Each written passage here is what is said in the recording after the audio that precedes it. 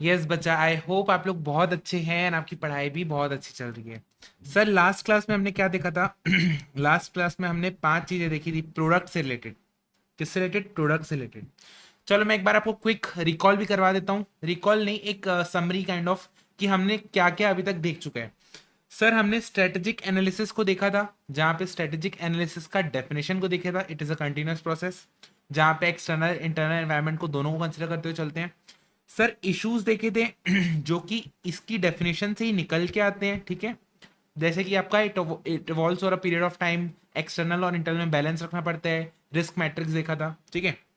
उसके बाद strategy and business environment. Sir हमने इसमें बिजनेस एनवायरनमेंट की डेफिनेशन को देखा था, और हमने ये भी देखा था कि क्यों हमको बिजनेस एनवायरनमेंट को देखना पड़ता है, ठीक है।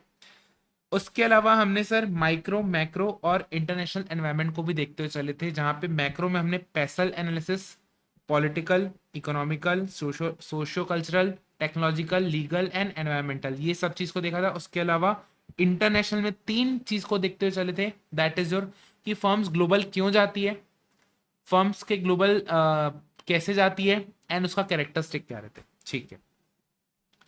सर हमने कल बात की थी इंडस्ट्री एंड प्रोडक्ट से रिलेटेड। सर प्रोडक्ट की डेफिनेशन देखी थी। क्या होती है प्रोडक्ट की डेफिनेशन? सर गुड्स और सर्विस जो कस्टमर के नीड को सेटिस्फाई करती है। फिर प्रोडक्ट की कैरेक्टरिस्टिक देखी थी। चाय वाला एग्जांपल याद है? चाय लेते हैं, टेंजिबल इंटेंजिबल, प्राइस रहता है, चुस्की, ठीक है। It forms central to the pivotal to the business, ठीक है। ये सब चीजें अपन बात करते हुए चले थे, और उसकी प्रोडक्ट लाइफ साइकिल भी देखी थी। नेक्स्ट आता है व्हाट? नेक्स्ट आता है आपका product life cycle. Just a second ना। यस, नेक्स्ट आता है प्रोडक्ट लाइफ साइकिल। अब सर प्रोडक्ट लाइफ साइकिल में हमने देखा था किस टाइप की चीज है। Sir it is a S shaped curve. चलो मैं आपको दिखाते हुए भी चलता हूँ। कहाँ गया? Yes, it is a S shaped curve, ठीक है, जो रिलेशन बताता है सेल्स और टाइम के बीच में।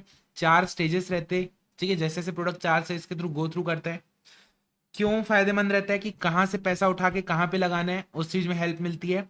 और अपने रिसोर्सेज को कैसे एलोकेट करना है प्रॉपरली, वो हेल्प करते हैं। उसके अलावा हमने सर टेबल देखी थी कि भाई कौन से स्टेज में सेल्स, कंपटीशन, प्राइस और आगे के लिए फोकस क्या होना चाहिए, इस चीज की बात की थी। इसको 2 से 3 बार आपको रिवाइज करना है, एंड आपकी चीजें हो जाएंगी पक्की। उसके बाद हमने बात की थी वैल्यू चेन एनालिसिस की। प्रोडक्ट तो सर लाइफ साइकिल देख लिया, लेकिन प्रोडक्ट पहुंचाएंगे कैसे कस्टमर तक? तो हमने देखा था प्राइमरी एक्टिविटीज, सपोर्ट एक्टिविटीज। उसके बाद हमने बात करते हुए चलते वैल्यू क्रिएशन, कि भैया मेरा जो कॉस्ट है, मेरी जो प्राइस है, मैं प्राइस से ऊपर कितनी वैल्यू दे पा रहा हूं, perceived value by the customer is what value creation. फिर हमने बात की थी एक्सपीरियंस कर्व के बारे में, कि भाई हम जैसे जैसे प्रोडक्शन करते जाते हैं we gain experience, economies of scale होता है, लर्निंग इफेक्ट होता है, जिसके कारण हमको बेनिफिट मिलता है। चलो ये चीजें अपन ने पूरी कर ली थी, और मैं आपको वापस से दिखाता हूँ इस चार्ट को। कुल मिला के इतना पार्ट अपना हो गया, ठीक है। आज अपन करते हैं what? Industry environment analysis. Environment analysis को करते हैं। भाई कंपटीशन अपन क्या क्या फेस कर रहे हैं, देखो। मैं आपको एक बार वापस से बताता हूँ अपनी पुरानी स्टोरी, ओल्ड वाली ओरिजिनल स्टोरी। चाय का बिजनेस चालू किए थे, हमको देखा कि यार अंदर बाहर दोनों देखना पड़ेगा। बिजनेस एनवायरनमेंट को क्यों देखना पड़ेगा हमने समझा। उसके बाद हमारा जो प्रोडक्ट है, हमारा जो चाय है, उसके ऊपर बात करते हुए चले। फिर जो हमारे कंपटीशन है उसके ऊपर बात करते हुए चलना पड़ेगा, ठीक है। फिर हमारे कस्टमर पे बात करेंगे, और कैसे अपन एडवांटेज गेन कर सकते हैं पूरी इंडस्ट्री में, उसके ऊपर बात करते हुए चलेंगे। चलो देखो, पहला टॉपिक क्या है सर आपका इंडस्ट्री एनवायरनमेंट एनालिसिस में? Porter's 5 force model of competition, ठीक है। ये क्या बताते हैं? सर ये बताता है एनवायरनमेंट में कंपटीशन तो है, किस लेवल में, किस एंगल से हमको कंपटीशन फेस करना पड़ता है, ये वो बात करता है, ठीक है। It is given by Michael Potter. ये बोलते हैं मार्केट में ना 5 फोर्सेस काम करते हैं। कौन से 5 फोर्सेस? सर पहला है इंडस्ट्री कॉम्पिटिटर्स। जिस लाइन में मैं हूं, उस लाइन से कनेक्टेड बिजनेस वाले जो मेरे कॉम्पिटिटर है, वो लोग। ऐसे लोग जो नए लोग अंदर आना चाहते हैं बिजनेस के अंदर, जो अभी कंपटीशन नहीं है बट पोटेंशियल कंपटीशन है मेरा। ऐसे लोग जो सब्स्टिट्यूट प्रोडक्ट को बेचते हैं। आज मेरे पास कोई चाय नहीं खरीदेगा तो कॉफी तो खरीद सकते हैं जाके।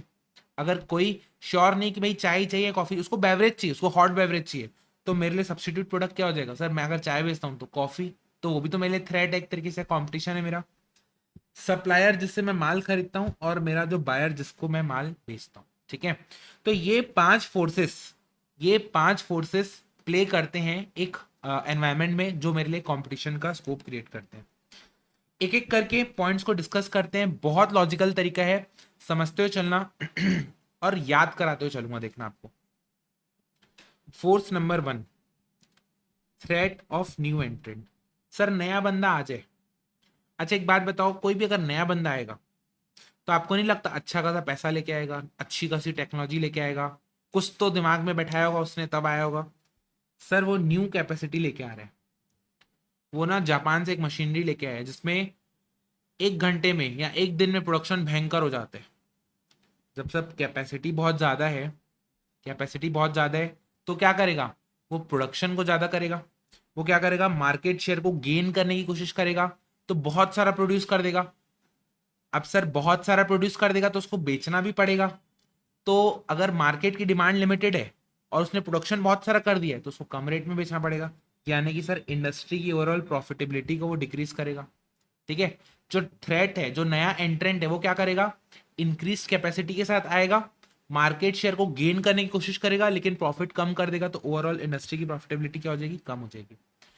लेकिन सर इस चीज को फाइट कैसे करे, जो न्यू एंट्रेंट आ रहा है, जो नया नया बंदा बिजनेस में कूद रहा है, उसको फाइट कैसे करे अपन। उसको फाइट करने के ना कुछ बैरियर्स है, कुछ ऐसी चीजें हैं जो उसको रोकेंगी। क्या रोकेगी, सर कोई भी इंडस्ट्री में, कोई भी हैवी ड्यूटी इंडस्ट्री में बहुत सारा पैसा लगता है। तो पहली बात तो उस बंदे को बहुत सारा पैसा लाना पड़ेगा, पहला तो बैरियर ये हो गया। अगर वो पैसा ला भी दिया तो उसको सर मेरे से फेस करना पड़ेगा, क्या, क्योंकि मैं अभी प्रोडक्शन कर रहा हूँ, क्योंकि मेरा ऑलरेडी मार्केट सेट है, मैं बहुत सारा सप्लाई कर रहा हूँ। मान लो मैं 10 टन का सप्लाई कर रहा हूँ, और वो अभी अभी आया बंदा, उसके पास डिमांड ही नहीं है। अगर वो 1 टन की अपनी मिक्सचर भी बना दिया, सपोज नमकीन की फैक्ट्री है, उसने 1 टन नमकीन बना दिया, लेकिन उसका मार्केट ही नहीं, तो उसकी खराब हो जाएगा। तो उसको क्या करना पड़ेगा, उसको कम कम बनाना पड़ेगा। तो कम कम बनाएगा तो पर यूनिट पे उसका खर्चा ज्यादा आएगा, और मेरे को बेनिफिट मिलेगा किसका, इकोनॉमीज ऑफ स्केल का। ठीक है। तो पहला क्या है, उसको बहुत सारा पैसा लाना पड़ेगा। पैसा तो ला देगा, लेकिन बहुत सारा बना नहीं पाएगा। अच्छा मैं बोलता हूँ चलो बना भी दिया बहुत सारा, डिस्ट्रीब्यूशन चैनल मेरे जितना स्ट्रांग है क्या उसका, मेरे जितना स्ट्रांग है क्या डिस्ट्रीब्यूशन चैनल। जैसे आईटीसी का डिस्ट्रीब्यूशन बहुत स्ट्रांग है, तगड़ा है। तो आईटीसी अगर कोई केक बनाती है तो वो डिस्ट्रीब्यूट कर सकती है। लेकिन लेकिन अगर कोई नया बंदा है, जैसे आपका बैक्टर्स, एक आया था कंपनी, ठीक है, बैक्टर्स करके एक कुछ था, मिसेस बैक्टर करके कुछ था। तो उसने कैसे किया, उसका डिस्ट्रीब्यूशन शुरुआत में तो इतना स्ट्रांग नहीं था, तो उसको तो हडल फेस करना पड़ा। ठीक है। देखो वापस से 3 पॉइंट को बता रहा हूँ मेरे को डर नहीं है कोई नया आएगा तो, क्योंकि बहुत सारा उसको पैसा लगेगा। अच्छा पैसा लेके भी आ गया तो उसको बहुत सारा तगड़ा माल बनाना पड़ेगा, जो कि बना नहीं पाएगा, तो उसका कॉस्टिंग ज़्यादा आ जाएगी, तो बेच नहीं पाएगा। और बेच बना भी दिया तो उसका डिस्ट्रीब्यूशन चैनल मेरे जितना स्ट्रांग नहीं है। उसका डिस्ट्रीब्यूशन मेरे जितना स्ट्रांग नहीं है। ये तो था 3 पॉइंट, इनको एक जैसे याद करना एक स्टोरी में। अब नेक्स्ट, सर वो डिस्ट्रीब्यूट कर भी दिया, लोगों तक पहुंचा भी दिया, दुकानदारों के शेल्फ में रख भी दिया, तो कस्टमर क्या उसका प्रोडक्ट उठाएगा क्या। कस्टमर के दिमाग में ब्रांड की आइडेंटिटी सेट है, जैसे गुच्ची। बैग बनाने वाले बहुत आएंगे, लेकिन गुच्ची एक ही है। ठीक है। प्यूमा प्यूमा एक ही है। सर आपके क्या बोलते हैं, क्या बोलना चाहिए, नाइके, प्यूमा, किसी को कोई ब्रांड अगर सेट है वो उसी ब्रांड से लेता है। ठीक है। तो अगर वो डिस्ट्रीब्यूट भी कर दिया तो ब्रांड की आइडेंटिटी वो इतनी जल्दी अपनी बना नहीं पाएगा। ठीक है। और ब्रांड की मान लो आइडेंटिटी भी बना देते हैं, तो भैया उसके प्रोडक्ट में कुछ अलग भी तो होना चाहिए, दम भी तो होना चाहिए। जैसे आईफोन, आईफोन ने अपने चीजों को पेटेंट करा के रखा है, तो वो जो नया बंदा आएगा वो कॉपी नहीं कर पाएगा, प्रोडक्ट को डिफरेंशिएट नहीं कर पाएगा, जैसे मेरा प्रोडक्ट डिफरेंशिएटेड है। स्विचिंग कॉस्ट, सर एयरटेल से मेरे को जियो में जाने, आजकल तो चलो चीजें ठीक हो गई है, बट पहले वो सेट ऑफ बॉक्स सब ऐसा लगता था, वो 1500 रुपए का डिपॉजिट लगता था, आजकल वो नहीं लगता है। पॉसिबिलिटी ऑफ अग्रेसिव रिटेलिशन, तो क्या अगला आदमी खाली बैठे रहेगा क्या, जो नया बंदा आएगा उसको अगला भी तो बोलेगा चल निकल यहाँ से, वो भी तो लोअर करेगा अपने प्राइसेस, वो भी तो एक्सटेंसिवली एग्रेसिवली मार्केट शेयर अपने को पकड़ के रखने की कोशिश करेगा। चलो एक बार वापस से बोलता हूँ, जो अगला इंसान आएगा उसको बहुत सारा पैसा लगेगा। चलो पैसा लेके भी आ गया तो उसको बहुत सारा बनाना पड़ेगा, इकोनॉमीज ऑफ स्केल। चलो वो बना भी दिया तो उसको बहुत सारा डिस्ट्रीब्यूट करना पड़ेगा, ठीक है, distribution channel, access to distribution channel, ये हो गई कहानी अलग। भैया मेरी ब्रांड की भी तो आइडेंटिटी है। चल तूने ब्रांड की आइडेंटिटी बना भी ली तो तेरा प्रोडक्ट अलग कैसे है, डिफरेंशिएटेड कैसे है, प्रोडक्ट डिफरेंशिएटेड कैसे है? और अगर तूने प्रोडक्ट डिफरेंशिएट की कोशिश करी भी तो लोग मेरा प्रोडक्ट छोड़ के तेरे पास क्यों आएंगे? और तू आएगा तो मैं क्या खाली बैठे रहूंगा? रिटेलिएट नहीं करूंगा एग्रेसिवली? ये हो गया what common barrier to entry. इसको स्टोरी के फॉर्म में, जैसे मैंने आपको बोला, एक एक को लिंक करते हुए 2 से 3 बार रीड करना, दिमाग में फटाक से बैठ जाएगा। चलो सेकेंड फोकस है what, bargaining power of buyer.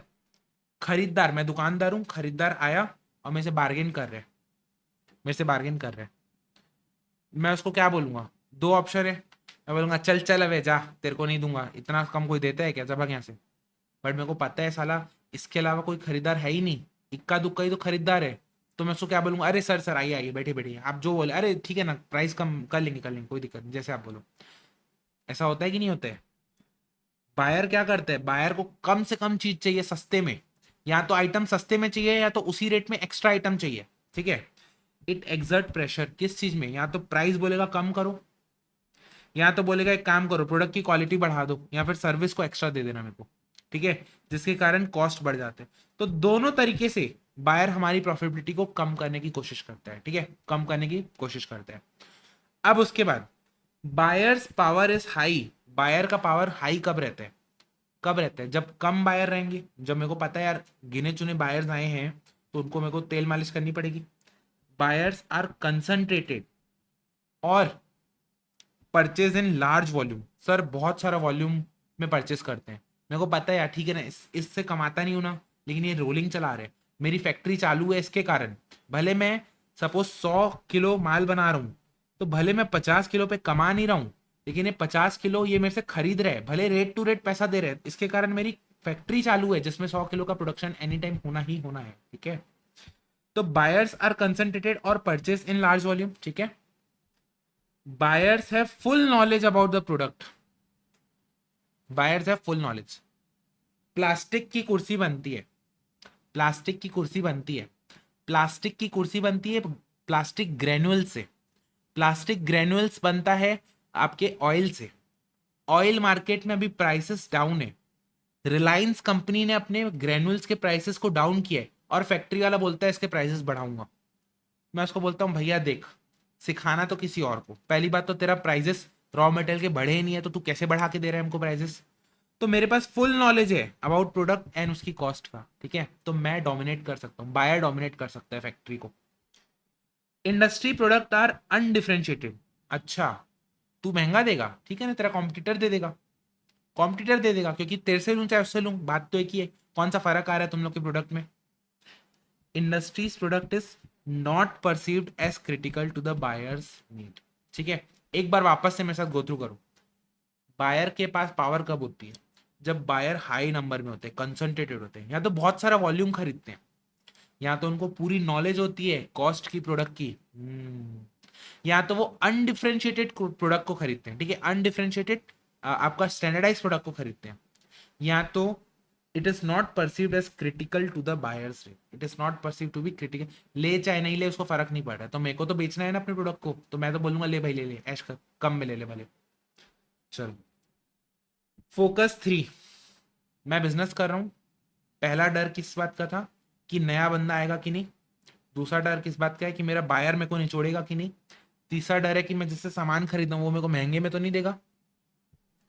They determine cost of raw material and inputs affecting industry profitability, affecting industry profitability. भैया महंगे में देगा तो ऑब्वियस ही बात है यार, महंगे में देगा तो महंगा खरीदूंगा तो कॉस्टिंग बढ़ जाएगी तो प्रॉफिटेबिलिटी कम हो जाएगी। बात तो सही है।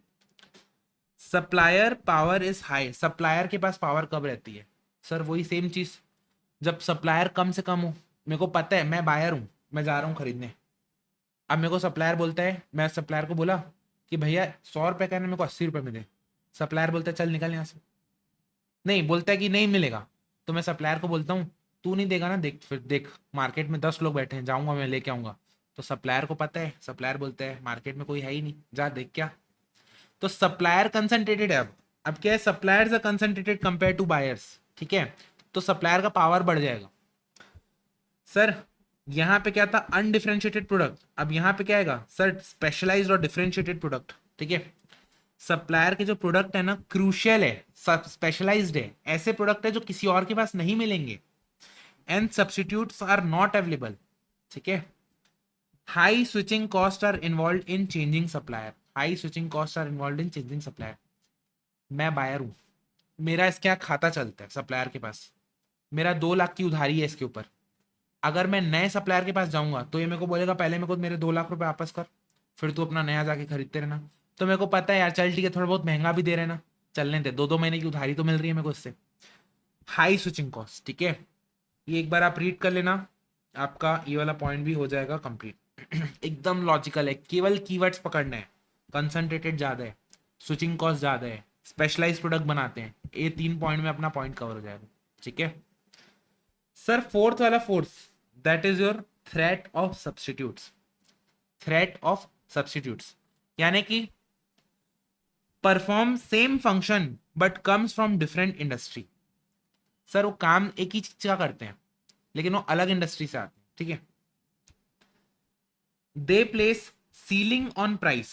अगर मैं एक प्रोडक्ट बनाया, उसका प्राइस मैं रखता हूं 200 रुपए, और उसका सब्स्टिट्यूट प्रोडक्ट भी अवेलेबल है। सब्स्टिट्यूट यानी कि काम वो भी वही करेगा जो मैं प्रोडक्ट दूंगा, और वो प्रोडक्ट अवेलेबल है 100 रुपए में।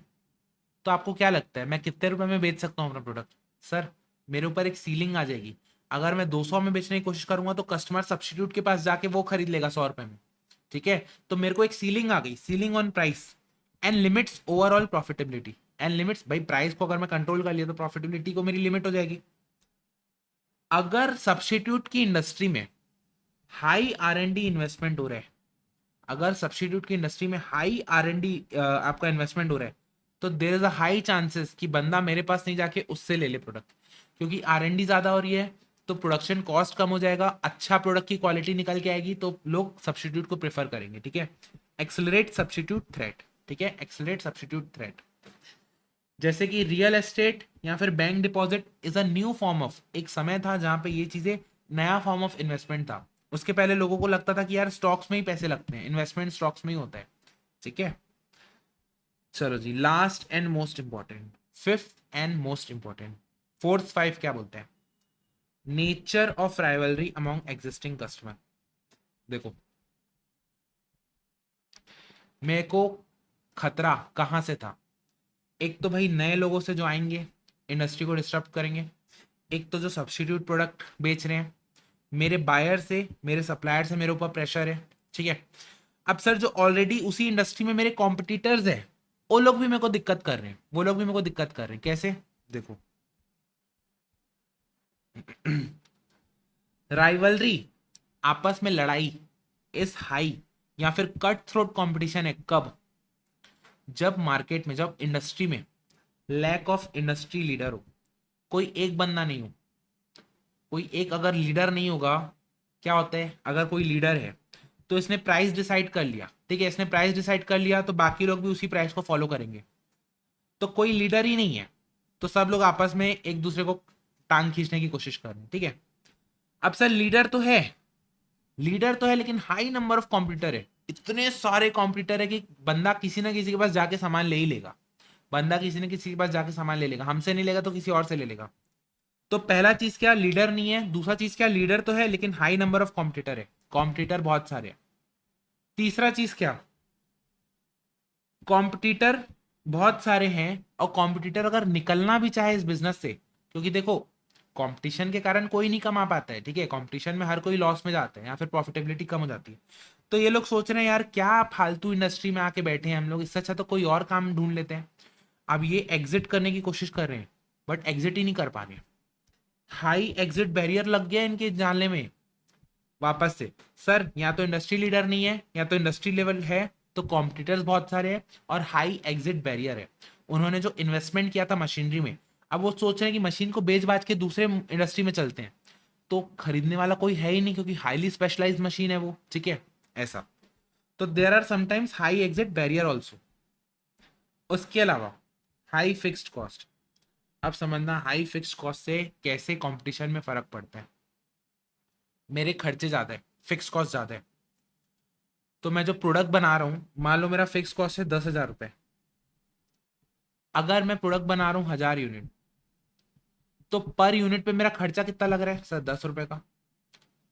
अब मेरे को पर यूनिट के खर्चे को कम करने, तो मेरे को प्रोडक्ट बनाने पड़ेंगे 2,000 यूनिट, तो पर यूनिट का खर्चा कितना हो गया? 5 रुपए। लेकिन सर दिक्कत क्या हो गई? पर यूनिट खर्चा तो कम हो गया, लेकिन प्रोडक्ट ज्यादा बनाना पड़ा, इंक्रीज करना पड़ा प्रोडक्शन। पर यूनिट कॉस्ट तो कम हो गया, लेकिन इन्वेंट्री का कॉस्ट बढ़ गया। भाई माल उतना बिक ही नहीं रहा जितना मैंने बना के रखा है, तो मेरे को क्या करना पड़ेगा? उसको सस्ते में बेचना पड़ेगा।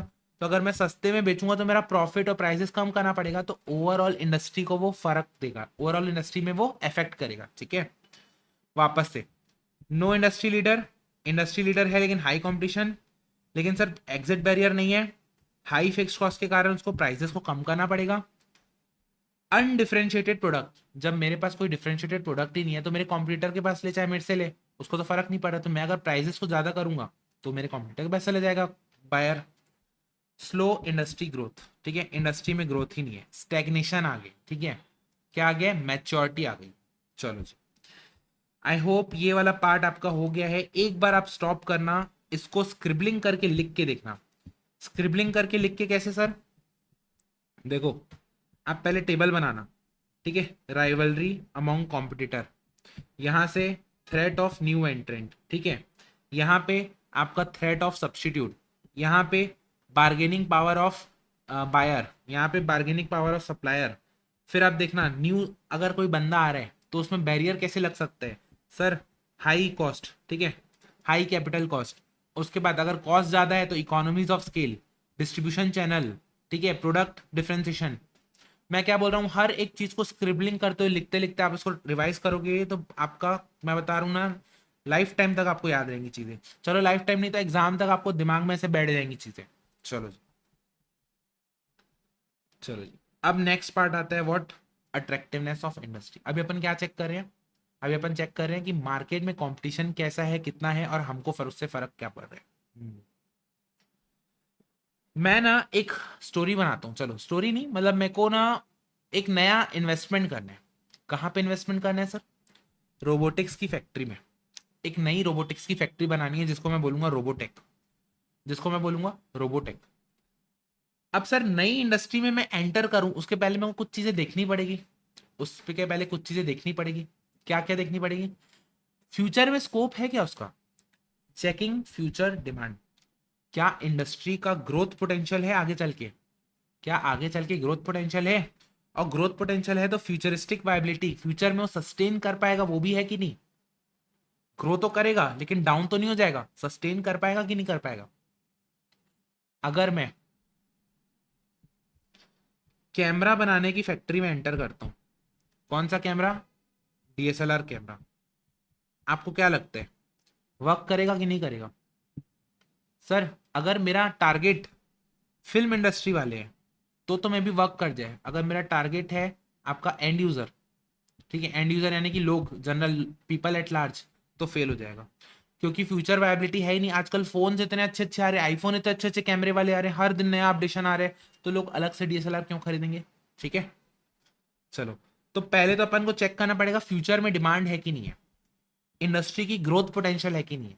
ठीक है, ये चीज समझ में आई। अभी जो कॉम्पिटिटर मेरे बैठे हुए हैं, क्या वो पैसा कमा रहे हैं कि नहीं? Checking current profit, whether competition permits adequate profitability, क्या वो लोग भी कमा रहे हैं और मेरे को भी कमाने मिलेगा क्या? ठीक है, तीसरा एक्सटर्नल स्ट्रेंथ। एक्सटर्नल स्ट्रेंथ मतलब बाहर के कुछ ऐसे factor, effect of prevailing driving forces, ऐसे ड्राइविंग फोर्सेस जो या तो फेवरेबल होंगे या तो अनफेवरेबल होंगे इंडस्ट्री की प्रॉफिटेबिलिटी को। जैसे कि सरकार एक नया नियम लाने वाली है कि रोबोटिक्स को बैन करने वाली है, या फिर रोबोटिक्स को सपोर्ट करने वाले, पुश करने वाले हैं। ठीक है, जैसे वो याद आ रहे क्या, लंगोटिया नहीं, गलगोटिया यूनिवर्सिटी, सॉरी लंगोटिया नहीं था, गलगोटिया यूनिवर्सिटी, जैसे उन लोग को पुश मिला था। खैर उनका तो अलग ही सीन था, डायरेक्ट रोबोट को परचेस करके दिखा दिए थे। वापस से फ्यूचर में डिमांड है क्या? इंडस्ट्री की फ्यूचर आपकी क्या बोलना चाहिए, ग्रोथ पोटेंशियल है क्या, उसके बाद करंट में लोग प्रॉफिट कमा रहे हैं क्या, ठीक है, क्या कंपटीशन परमिट करेगा क्या प्रॉफिटेबिलिटी को, तीसरा एक्सटर्नल स्ट्रेंथ, क्या जो ड्राइविंग फोर्सेस है, प्रिवेलिंग ड्राइविंग फोर्सेस है, क्या वो फेवरेबल है या अनफेवरेबल है इंडस्ट्री की प्रॉफिटेबिलिटी को लेके, इंडस्ट्री की प्रॉफिटेबिलिटी को लेके। चेकिंग माय ओन पोजीशन, यहां तो था सर इंडस्ट्री के बारे में, अब मैं बात करूंगा क्या मैं यहां पे सरवाइव कर पाऊंगा क्या, competitive position of organization in a study, whether likely to grow stronger और वीकर, क्या मैं ग्रो कर पाऊंगा कि मैं वाइप आउट हो जाऊंगा, ठीक है। अब सर शॉर्टकट ले लेते हैं, इंडस्ट्री में मेरे को इन्वेस्ट करना है तो शॉर्टकट ले लेते हैं, जैसे रिलायंस करे पड़े अभी, जियो करे पड़े अभी, भाई साहब जो आप इंडस्ट्री का नाम लो वो देख रहा है कहाँ कहाँ पे ऐसी कंपनियां है जो फेल हो रही है और उनके रिसोर्सेज स्ट्रांग है, उनको वो एक्वायर कर रही है और उनको प्रॉफिटेबल बना रही है। अभी जियो रिलायंस एकदम जोरों शोरों में एकदम क्या बोलना चाहिए एक्वायर कर रही है कंपनीज को जो कि लॉस मेकिंग है और उसको प्रॉफिट में कन्वर्ट कर रही है। तो मैं काम करता हूँ ना, looking for the weak rivals, ऐसे लोगों को ढूंढता हूँ जो अभी बंद होने के कगार में है, ठीक है, ड्यू टू सम रीजन, या फिर रिसोर्सेस नहीं है या फिर उनके पास प्लानिंग नहीं है, तो मैं उनको कैपिटलाइज करूंगा on vulnerabilities of weak rival. I will capitalize, I will exploit the क्या बोलते हैं opportunity on vulnerability of weaker rivals, ठीक है। चलो सर यहां तक तो ओके, यहां तक तो ओके। अगर मैं आऊंगा तो जो एग्जिस्टिंग प्लेयर है, जो एग्जिस्टिंग प्लेयर है क्या ऐसी आने दे देंगे क्या मेरे को, नहीं, नहीं आने देंगे। तो मेरे को अपना डिफेंस बनाना पड़ेगा, मेरे को अपने डिफेंस को तैयार करना पड़ेगा, prepare defence, ability to defend and counteract unattractive factors, ठीक है, अनअट्रैक्टिव फैक्टर्स को मेरे को, मेरी ability to defend unattractive factors, ठीक है। अब सर कुछ चीजें जिनको मैं डिफेंड कर लूंगा, लेकिन उसके अलावा भी तो कुछ चीजें हो सकती है जिसको मैं डिफेंड नहीं कर पाऊं, जैसे कि uncertainty, degree of risk and uncertainty को भी देखते हुए चलूंगा। And last, checking industry wide crisis, कोई ऐसे फैक्टर तो नहीं है जो पूरी इंडस्ट्री को अफेक्ट कर रहे हो, severity of problems confronting the industry. और सर क्रॉस बिजनेस बेनिफिट, क्या ऐसे फैक्टर्स है क्या जो मेरे इस इंडस्ट्री में एंटर करने से मेरे एग्जिस्टिंग बिजनेस को भी फायदा पहुंचाए, जैसे कि रोबोट बनाने से मेरे जो एआई वाला बिजनेस है उसको भी बूम मिलेगा, ठीक है। चलो जी, आई होप ये चीज आपको समझ में आई। एक बार वापस से देखो, क्या फ्यूचर की प्रॉफिटेबिलिटी है क्या, फ्यूचर में ग्रोथ है क्या, फ्यूचर में इंडस्ट्री का ग्रोथ है क्या, उसके अलावा करंट प्रॉफिट, क्या जो एग्जिस्टिंग कंपटीशन है वो क्या इनेबल करेगा क्या मेरे को प्रॉफिट कमाने के लिए, ठीक है। फिर सराउंडिंग में देखो, एक्सटर्नल स्ट्रेंथ को देखो कि भैया जो मेरे ड्राइविंग फैक्टर्स है, प्रिवेलिंग ड्राइविंग फैक्टर्स, क्या वो फेवरेबल है कि अनफेवरेबल है इंडस्ट्री के प्रॉफिट के लिए, मेरी खुद की पोजीशन। उसके बाद sir shortcut, looking for weak rivals. उसके बाद एक डिफेंस तैयार करना, लेकिन हर एक चीज को डिफेंस से काउंटरैक्ट नहीं कर सकते हैं sir, degree of uncertainty and risk को भी चेक कर लेना। उसके बाद कौन सा sir, industry wide crisis and आपका क्रॉस बिजनेस बेनिफिट। अब देखो कौन सी इंडस्ट्री को आप बोलोगे अट्रैक्टिव है, सर उसी इंडस्ट्री को बोलोगे जहां पे आपकी प्रॉफिटेबिलिटी अबव एवरेज है, जहां पे आपका प्रॉफिटेबिलिटी अबव एवरेज है तो आप क्या करोगे, उसमें इन्वेस्ट करोगे और अपने बिजनेस को एक्सपांड करोगे। और आपका प्रॉफिटेबिलिटी बिलो एवरेज है तो आप क्या करोगे सर, इन्वेस्ट देख देख के करोगे, या तो मर्ज करोगे किसी एग्जिस्टिंग फर्म के साथ, या तो और नए नए प्रोडक्ट्स को एड ऑन करोगे, ठीक है। चलो जी, आई होप आपको ये चीज समझ में आई। एक से दो बार आपको रिकॉल करना है, आंख बंद करके रिवाइज करना है, जहां अटको वापस से वो पॉइंट देखो। उसके बाद रिकॉलिंग के बाद एक बार खुद से लिख के आपको ट्राई करना है, एंड देन आपको ये चीज दिमाग में हो जाएगी पक्की, ठीक है। चलो जी, आपको कुछ समझ नहीं आए तो मेरे से पूछना, मिलते हैं नेक्स्ट क्लास में। सर नेक्स्ट क्लास में क्या करने वाले हैं, नेक्स्ट क्लास में we will try to complete these things, ठीक है। लास्ट पार्ट भी नेक्स्ट क्लास में हो जाएगा तो आपका ये चैप्टर अच्छे से पूरा का पूरा कंप्लीट हो जाएगा। चलो जी, मिलते हैं नेक्स्ट क्लास में, तब तक के लिए क्या है सर, एसएम आसान है। Bye bye, take care, all the best.